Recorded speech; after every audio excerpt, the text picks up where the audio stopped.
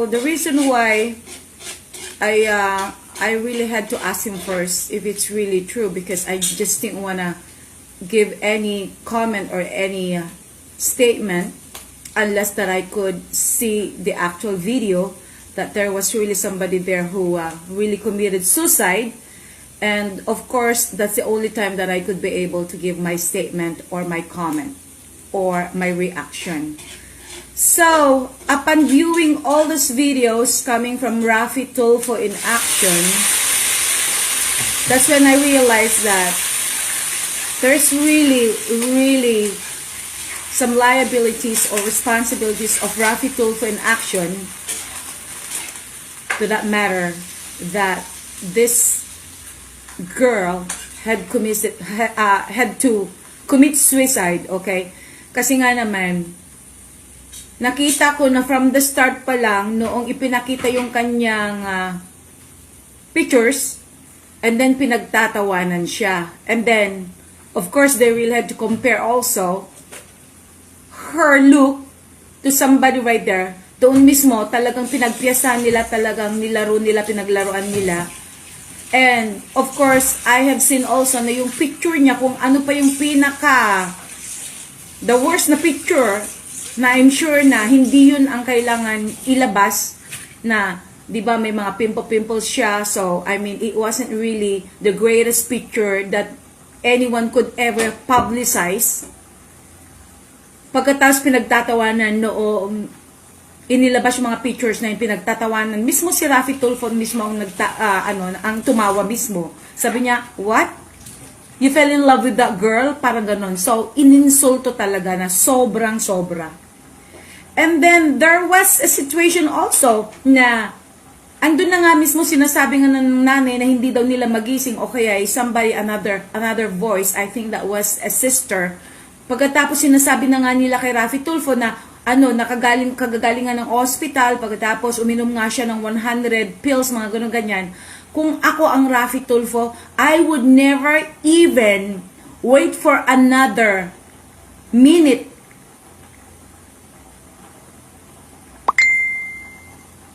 para lang pagtawanan o kaya'y para ginagawa na lang biro-biro yung situation na yon.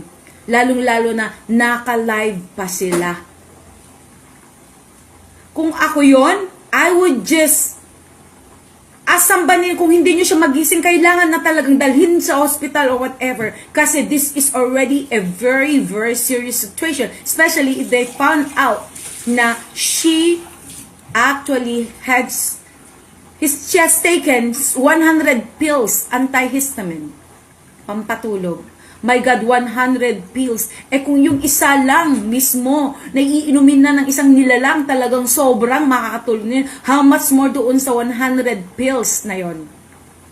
And according to this guy, and I would say, this guy is a stupid idiot or whatever, anything that could that a person could possibly address to this guy. Kasi first of all, hindi siya mawawalan o kaya hindi siya mahihingan ng 25 million if he wasn't really willing to give it. Diba? Dapat for the first time when he already received at least 120,000 US dollars or whatever, and then later on with more and more and more, alam na nga niya na wala naman siyang nakikita because there was no proof that she was actually using those money into a good use, dahil sinabi niya, pinangako daw niya na bibili sila ng properties, bibili sila ng mga farm, bibili sila ng mga lupa, bibili sila ng anything, store or whatever that a person could ever give us an alibi or give us a reason in order to be able to get some money out of this guy. Eh, ang tanga pala niya eh. Pagkatapos sa DL, he's got the guts to go to Raffy Tulfo para mag-complain at para i-humiliate itong babae na to. While in fact, kung totoo talaga that he has given this money to this girl, he could have just gone to the police directly or to the barangay or to wherever he could possibly go para ireklamo. Hindi yung through Raffy Tulfo, because once you go to Raffy Tulfo, pipiliin niya talaga kung ano yung magba-viral. And for sure, dahil alam niya na magwa-viral ito and it involves a certain foreigner, pagkatapos 25 million, kahit kung minsan hindi naman talaga totoong 25 million, dahil minamanipulate nila ang kanilang mga clients, katulad yung friend ko. Ha? Ha?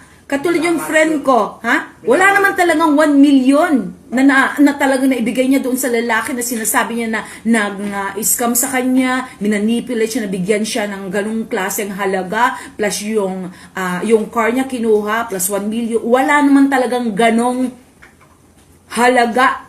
So I asked her, siya na mismo sabi yun ang sabi So meaning to say, dinidiktahan nila ang kanilang mga clients dahil nandun ako right at that moment when I was there, when I had my issue against Barsaga and Drew, sinisigawan mismo ng tauhan niya yung mga tao para sundin kung ano yung dapat nilang sabihin. And I was there. Diba? Ina-exaggerate nila kung ano yung issue, kahit hindi naman talaga dapat na yun ang issue, pero minamanipulate nila na ganun daw ang sasabihin. And I was there with Troy Montes, yung aking asawa at that time. Dalawa kami na witness na yung mismong sumisigaw, sa kasisigaw niya, nawawala na nga siya ng boses, talagang malat na kasi yun nga naman ang trabaho niya, na pinagsisigawan niya, lalong-lalong din sa mga matanda. Ikaw naman tatay o kay lolo sinabi ko na nga ganito ang sasabihin mo, pagkatapos hindi mo pa rin ako na ako. Oh my God, I cannot believe this is just for a show. Direktor siya. Dinidirektor nila. Ha? Ini-instructan nila yung mga tao kung kanino-kanino sinasabi yung mga yon para at least alam nila kung ano yung isasagot once nandun na sila on live. Pati nga ako mismo, dahil sabi ko at that time, kailangan I really have to go back there because I really have to make sure na hindi yung ako mismo yung pagtatawanan dahil oras na inuurong ko itong kaso na to pagkatapos hindi ko nakuha kung ano yung justice na kailangan dapat na makuha ko because that's the reason why I came here, hindi ko nakuha dahil sila na mismo ang nag-manipulate doon sa story. Sila na mismo ang gumawa ng istorya ko at sila na mismo ang naglagay din ng ending. And because Rafi Tulfo wasn't able to answer yung mga sinasabi ko na you have to show them yung video while we were there, dahil nakatutok lahat ang lahat ng mga movements namin, lahat ng mga pinagsasabi namin, kahit off-cam o kahit hindi nakalive, nandun lahat ng camera niya, nakatutok sa kanya. And then when I dared him to show kung ano yung dapat na ipalabas na unedited para maitugma doon sa sinasabi ko, because I wasn't able to video what he was talking at that time, nung sinasabi niya na, Mystica, hindi ka na pwedeng maibalik doon kasi pag ginawa ko yun, ako yung mapapaya. Ako mismo ang may program to, pagkatapos ikaw yung susundin ko. Pagtatawanan na lang ako nila dahil ikaw ang nasunod at hindi ako. Dahil sinabi mo na kung sakali man na pinakinggan mo kung ano yung public apology ni Barsaga, and then that's gonna be it. That's gonna be the end of it. Pero dahil sabi ko, okay, gusto kong pakinggan muna before I would give my comment or before I would be able to forgive this guy. Kasi kung hindi ko nga naman mapakinggan kung anong sasabihin niya, yung public apology niya, I would be able to know kung bakit niya ginawa yon, di ba? Pero sinabihan niya ako na kung sakali daw na willing ako na pakinggan kung ano yung public apology ni Barsaga, and that's the time that it means to say, talagang final na yon. It's going to be a conclusion that I would no longer continue my case. Ko naman, dahil mas pinili ko pakinggan, so sabi niya, okay, total pinakinggan mo naman. So, ibig sabihin, pinatawad mo na. Oh my God.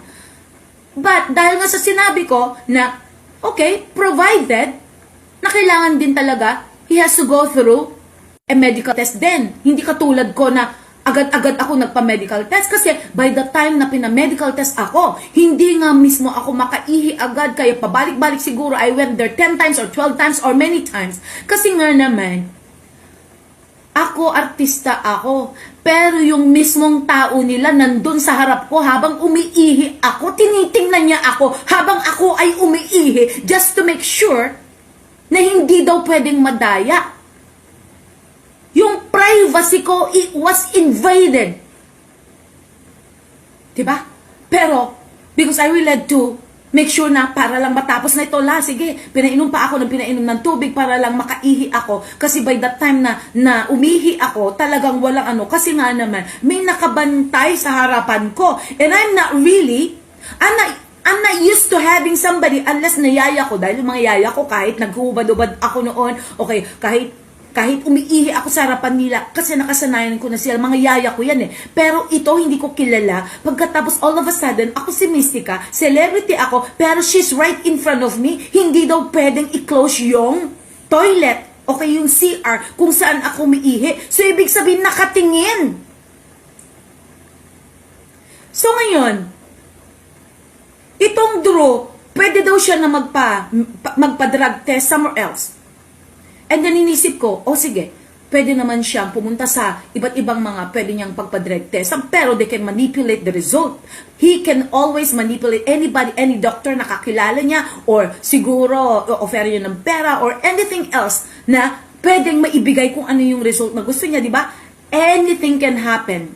And that's possible. Pagkatapos, isa-submit na lang kay Raffy Tulfo. Well, naisip ko yun, sandali lang. Paano nga pala kung nag-submit siya ng result pagkatapos negative, and then ako, di ba? Sa katangahan ko, pumayag ako na ganun lang, and then urong na agad ang kaso dahil sabi ni Raffy Tulfo mismo, once na found out daw na negative yung kanyang result, then wala nang kaso. Di ba? So, ayaw yung bumalik noong binabawi ko, yung naging decision ko, binabawi ko, sabi ko, no, I will have to go through this. So, dahil nga, sa lumabas din itong Drew, and then, si Drew ang ipinush niya. Well, in fact, mas malaki ang laban ko kay Nino Barsaga because he really made those libelous statements against me. Siya yung pinakamaraming libelous against me. Diba? Samantalang si Drew only used the word mukhang plato, which is, diba? Ibabasura lang yan ng korte. Yun ang gusto niyan. Yun daw ang sampahan ko dahil tapos na daw kay Nino Barsaga. Well, kung ano yung ginawa niya sa akin nung pinadala niya ako sa krame, that was the time na na-realize ko na yung pala ay para lang ilagay lang doon at isingit doon sa show na yon. Pero the truth is, hindi na isampa. Dahil hindi pa natapos yung sampa, talagang pinabilis na nila ako na bumalik doon mismo sa studio dahil nga doon sa issue na ako daw ay gumawa daw ng video at pinagtatawanan daw namin sila. And then, of course, I had the full evidence na yung video na yon ay hindi the same araw. Nagkataon lang talaga na yung damit ko ay naitugma doon sa damit yun. Bakit? Wala bang akong karapatan na kung ano yung sinuot ko 2 weeks ago hindi ko na pwedeng gamitin? Nagkataon na si Papa Troy ay meron siyang dalawang damit, dalawang t-shirt na ganun ang kulay. Pero yung isa is lighter. So kung ano yung nakita niyong video na yon, right at that time, at kung ano yung sinuot niya na yon, magkaiba. Lighter yung isa, mas darker yung isa, parehong gray. And I'm so glad, and I'm so yung cleaner. Okay? Ayan. And I'm so glad that I was able to prove to everybody na kung ano yung video na yon, it wasn't on the same day kung kailan ako pumunta sa kanyang studio. So, yun na yun. Pero para sa akin, because of the fact na he went back on national television, kahit sabihin niya na hindi daw siya naka-live at the time, pero bullshit. Kahit hindi naka-live, na-upload pa rin sa YouTube. So, anong pinagkaibahan nun? Ha? Kunwari lang sasabihin niya na, hindi ito napakahalaga na ilagay ko na doon sa live show ko dahil wala akong intention na i-live, pero hunghang inilagay naman niya sa YouTube. So, anong pinagkaibahan nun? Palusot! Kung ano yung sinasabi ko na nagpapalusot si Kibuloy, si Pastor Apollo si Kibuloy, with all due respect, okay?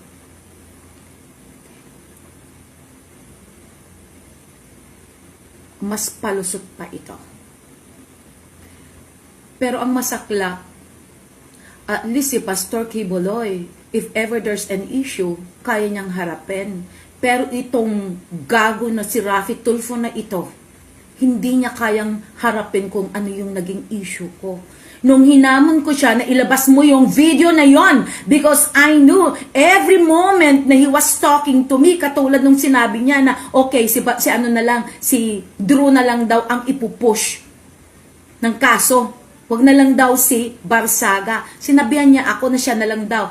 Maliban lang kung sakali man na bigla daw may lalapit din ulit at magsasabi na okay, he's willing to give in an apology, a public apology. So kung sakali man na kakilala na malapit daw kay Duterte, or yon pa, this is specifically sinasabi ko, or paano nga pala kung mismong si Presidente Duterte daw ang lalapit sa akin at mag-aas na, sige patawarin ko na lang daw, total magpa-public apology naman daw si Drew. Ganon na lang kadali.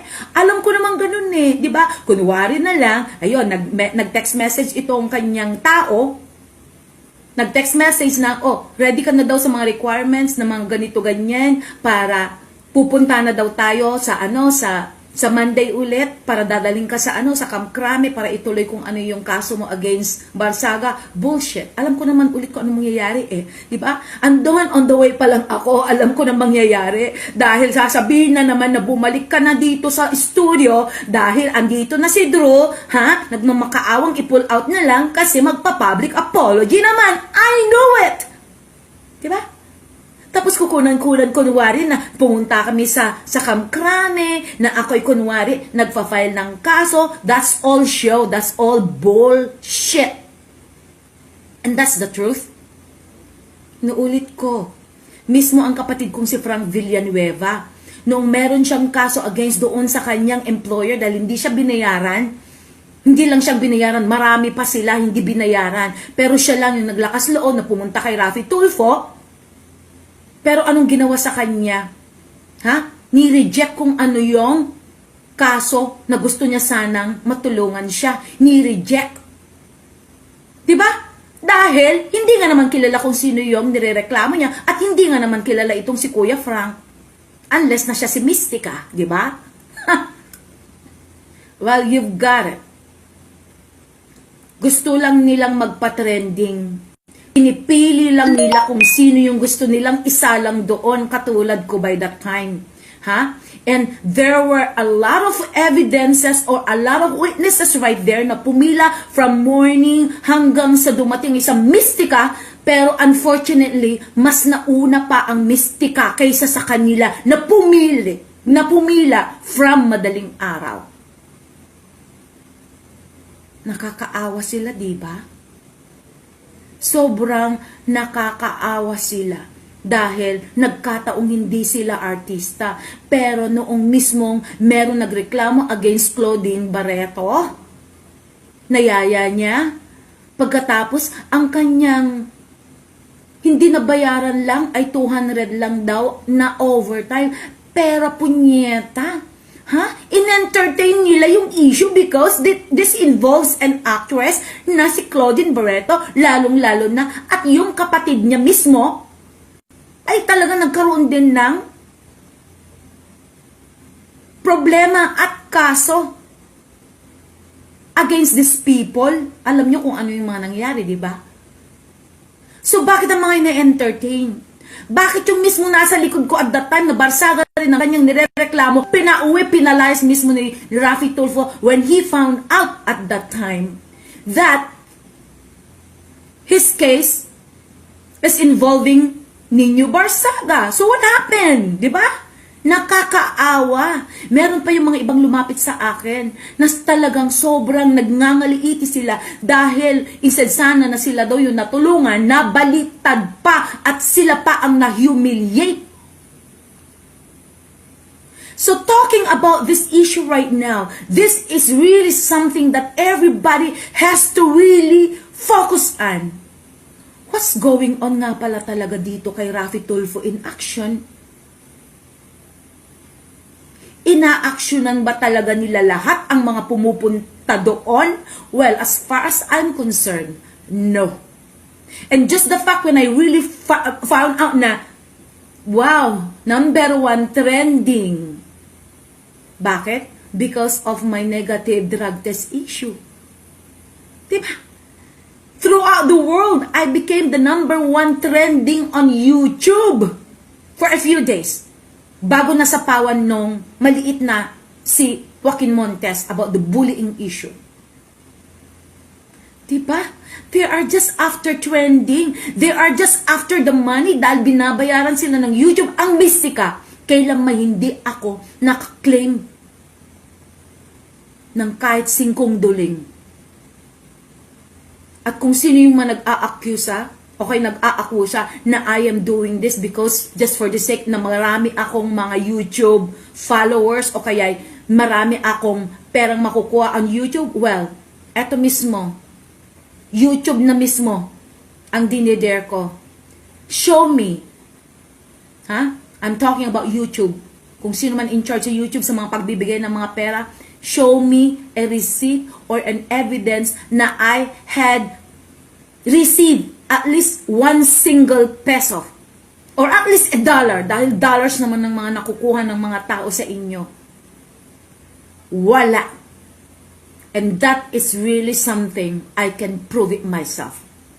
Diba? No one can show any evidence na I have received any single centavo while in fact everybody has been uploading all my issues. Lahat-lahat from the Duterte, from the Rafi, from Jaya, from who, everywhere. They are being uploaded for free. Diba? Did I ever claim them? No. Because I'm not after the money. I'm not just after the money because I am after justice right here.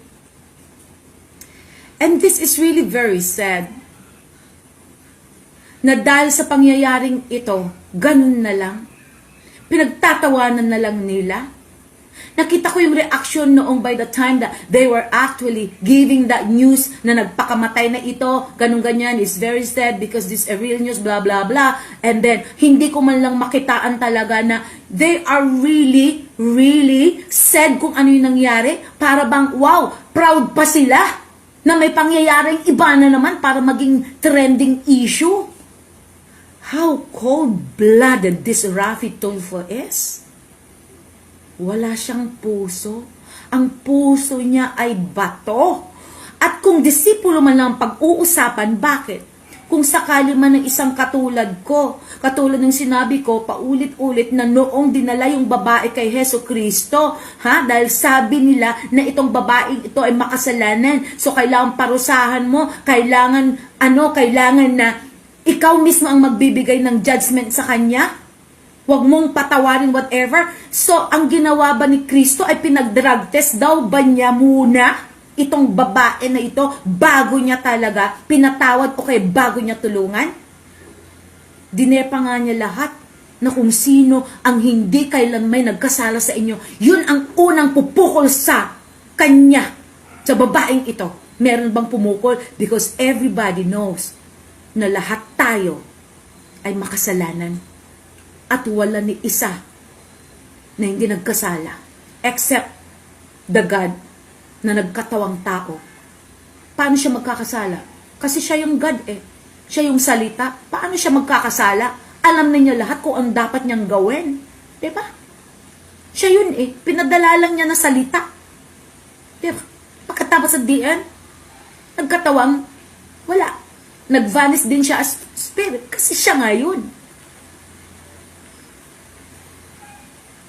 I cannot believe it. This is really something that everybody has to really focus on. What's going on with this Rafi Tulfo in action? Kawawa itong mga nilalang na ito. Diba? Kung sakali man na I was the one who was really depressed after him accusing me na ako ay isang tao na may saltik o kaya may siraulo.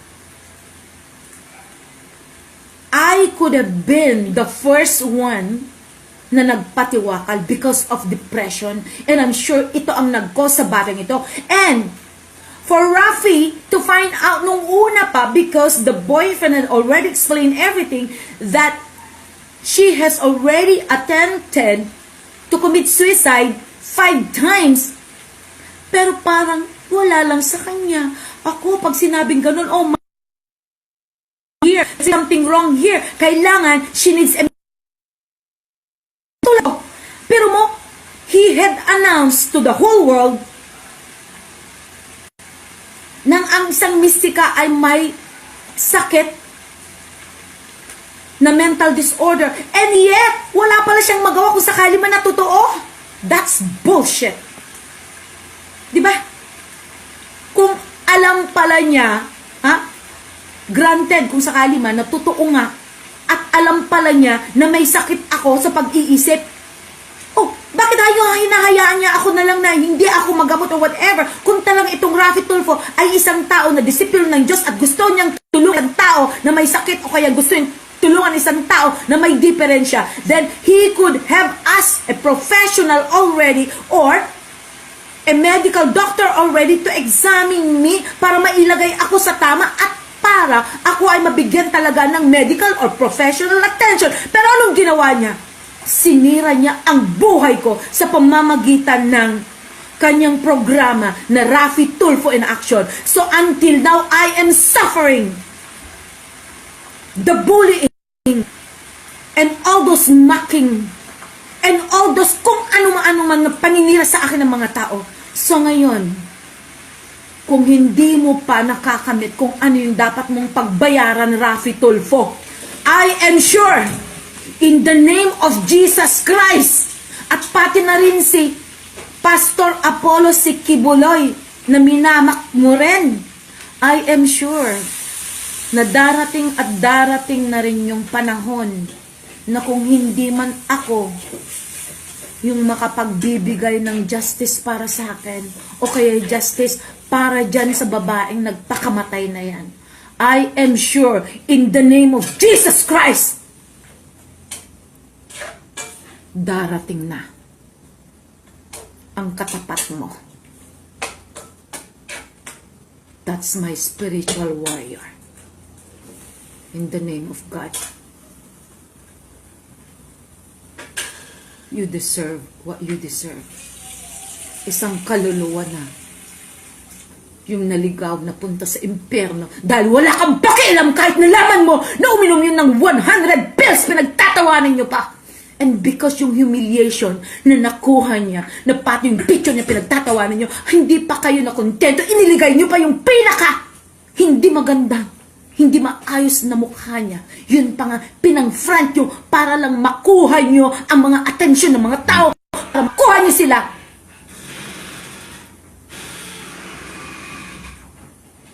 Ng views para mag-trending. Shame on you!